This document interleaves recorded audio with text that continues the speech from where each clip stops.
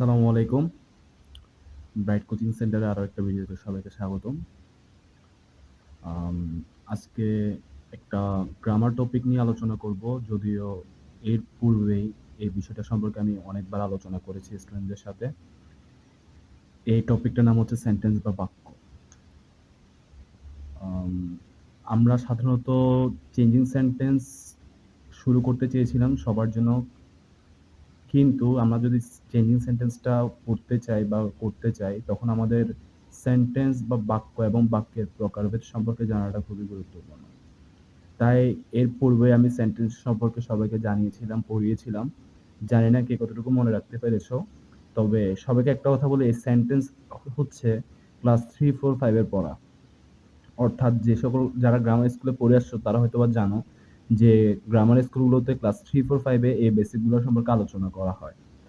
কিন্তু আমার কাছে যারা পড়ছো তাদের অনেকেরই এটা সম্পর্কে ধারণা না থাকায় এই সেন্টেন্সটা আমি অনেকবারই পড়িয়েছি। যেহেতু এখন চেঞ্জিং সেন্টেন্স পড়তে যাব আমরা, চেঞ্জিং সেন্টেন্স পড়তে আমাদের সেন্টেন্সটা আরেকটু ভালোভাবে জানতে হবে। তাই এটা সম্পর্কে আরেকটু ক্ষুদ্র আলোচনা আমি রেকর্ড করছি। আচ্ছা, ফার্স্ট হচ্ছে সেন্টেন্স বা বাক্য কি? সাধারণভাবে আমরা বলতে পারি একগুচ্ছ শব্দ একত্র হয়ে মনের ভাব সম্পূর্ণরূপে প্রকাশ করে তাকে সেন্টেন্স বা বাক্য বলে। তোমরা হয়তো অনেকেই জানো যে কাজ অনুযায়ী হচ্ছে সেন্টেন্স 5 প্রকার এবং গঠনগত দিক থেকে সেন্টেন্স হচ্ছে 3 প্রকার। তো যে কাজগত বা ফাংশনগত দিক থেকে সেন্টেন্স 5 প্রকার, সেগুলো হচ্ছে assertive sentence, interrogative sentence, imperative sentence, optative sentence and exclamatory sentence. Assertive sentence মানে হচ্ছে বিবৃতিমূলক বাক্য। এই বাক্যটাকে আবার দুভাগে ভাগ করা হয়, যেটা আমরা এর আগে কখনো পড়ি নাই। এখন পড়ানোর মূল কারণ হচ্ছে চেঞ্জিং সেন্টেন্সে কখনো আসবে না যে অ্যাসার্টিভ করো। চেঞ্জিং সেন্টেন্সে আসবে অ্যাফার্মেটিভ করো অথবা নেগেটিভ করো। অর্থাৎ আপনাকে একটা সেন্টেন্স দিয়ে দিবে যেটা অ্যাফার্মেটিভে থাকবে, অর্থাৎ হ্যাঁ বোধক বাক্যে থাকবে, সেটাকে আপনাকে বলবে নেগেটিভ করতে, অর্থাৎ না বোধক বাক্য করতে। আবার নেগেটিভ না বোধক বাক্য দিয়ে দিবে, অ্যাফার্মেটিভ করতে বলবে, হ্যাঁ বোধক বাক্য করতে বলবে। তো এগুলো করতে হলে আমাদেরকে কিছু রুলস জানতে হবে, কিন্তু তার আগে আমরা একটু ক্ষুদ্র আলোচনাটা জেনে নিই। এরপর হচ্ছে ইন্টারোগেটিভ সেন্টেন্স। ইন্টারোগেটিভ সেন্টেন্স হচ্ছে আপনার প্রশ্নবোধক বাক্য, অর্থাৎ যে বাক্য প্রশ্নবোধক আকারে থাকবে সেটাকে বলা হয় ইন্টারোগেটিভ সেন্টেন্স। ইম্পারেটিভ সেন্টেন্স হচ্ছে অনুজ্ঞাসূচক বাক্য, অপটেটিভ সেন্টেন্স হচ্ছে ইচ্ছাসূচক বাক্য এবং এক্সক্লেমেটরি সেন্টেন্স হচ্ছে আবেগসূচক বাক্য। এখন আমরা কয়েকটা উদাহরণ দেখব কিভাবে এই সেন্টেন্সগুলোকে চিহ্নিত করা যায় বা চেনা যায়। ফার্স্টে আমরা অ্যাসার্টিভ সেন্টেন্সের এক্সাম্পল দেখব যে অ্যাসার্টিভ সেন্টেন্সগুলোকে কিভাবে চেনা যায়। আমরা প্রথমে বলে দিচ্ছি অ্যাসার্টিভ সেন্টেন্সকে প্রধানত দুই ভাগে ভাগ করা হয়, সেটা হচ্ছে একটা হচ্ছে অ্যাফার্মেটিভ সেন্টেন্স, একটা হচ্ছে নেগেটিভ সেন্টেন্স। অর্থাৎ আপনার অ্যাসার্টিভ সেন্টেন্স হচ্ছে দুই প্রকার, একটা হচ্ছে অ্যাফার্মেটিভ সেন্টেন্স হ্যাবোধক বাক্য, একটা হচ্ছে নেগেটিভ সেন্টেন্স নাবোধক বাক্য।